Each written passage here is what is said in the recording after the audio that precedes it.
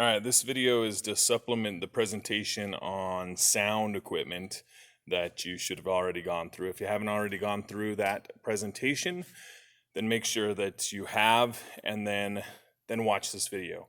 Because this is going to explain the two different types of mixers or soundboards that we talk about in that presentation. So in the presentation, we talked about analog soundboards like this one here, and then digital soundboards like our main one here. Now, they obviously look different. They're not the same, brand. They don't have the same functions. But we want to talk about how they are different as far as what makes an analog mixer and what makes a digital mixer a digital mixer. So let's start out with the simple one. This is an analog mixer. An analog mixer allows us to mix sound. We've got some inputs here, so we could plug in, an instrument or a microphone or some kind of music player. We've got a few of those inputs here that we could put in. This one allows for 8 different inputs. And then we can control what those inputs are outputting using all the knobs on the mixer, right? So this is the volume for input number 1. It also includes the gain, highs and low sounds. So we can see everything that we're controlling. So, I could turn input 1 up about halfway. I could make it so that it's, lots of bass and not a ton of upper sounds, right? This one's missing this top one, but that would be my high tones, right? So I can put those all together, and I could make that input sound the way I want it to sound. And I can do that for all the different inputs that are located on here. So an analog mixer, what you see is what you get. You can see everything that is taking place with the sound and all of the changes that are being made based on all the knobs that we have here. Okay? Now, with a digital mixer, that's a lot different. So most of the knobs that you saw on the other one are located here. We've got all these different inputs. Okay? I can control the volume to input number 1. Okay? But then to control all of the other things for input number 1, I'm going to use these knobs up here. Now, you'll notice that they aren't in line with input number 1. In an analog one, I'd have all of these knobs over here located right above number 1, and it'd have to be a bigger board for that to be possible because there's a lot of knobs over here, and I'd need each of those knobs for each of the inputs. But with a digital mixer, what I can do is I can select my input by clicking select here. And then what will happen is now all of these knobs will be controlling that input that I've selected over there. So if you pay attention here, maybe I can get a good angle at it, you can see some of the things change over there based on the input I'm selecting. So if I click from input number 2 and input number 1, you can see that some of the levels that I have set for input 1 and input 2 are different. So it basically saves it that way. So I can mess with these and then go to the next input and then mess with them and go to the next input and do whatever I want to, and it saves it without me actually being able to see or have to move all the knobs for every single input. Okay?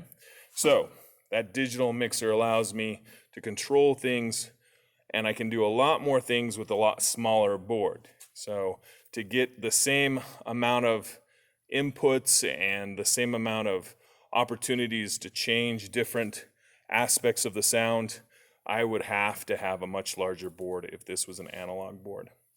The other thing I can do is I can set different levels for things. So let's take a look at how that works. I'm going to turn off something over here before I blow your ears out. Okay. We can save levels for shows. So if I go here, I can click on the button. This is cue list right here. And I've got a bunch of saved cues, okay? And so this is for a show that we previously did. And now what I have to do, if I hit next, well, actually I have to click on that one. And I click on it. And what will happen is every single time I hit this next button, different things will change. I've saved different levels for this show. So we've got on here, input 4, input 6 are on. Those would be 2 different microphones that would be on. And that's for this specific scene that I have set as number, looks like number 4. So if I hit next again, you can see that number 16 has turned on for that scene. And so I can hit the next button and I can save all those. Now that's not possible with an analog mixer.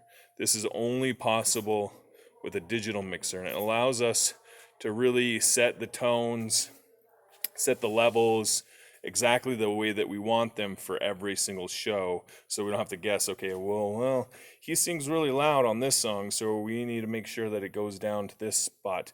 We can save that so that it makes sure that when he performs, that is at that level, and I don't have to guess or try to remember what level every single one of these microphones was at. So it's a really cool thing about the digital mixer. We can also choose the different outputs. So if I click here, this is output number 1. So this is a specific speaker. And so you've got these ones and nothing really playing through this specific speaker.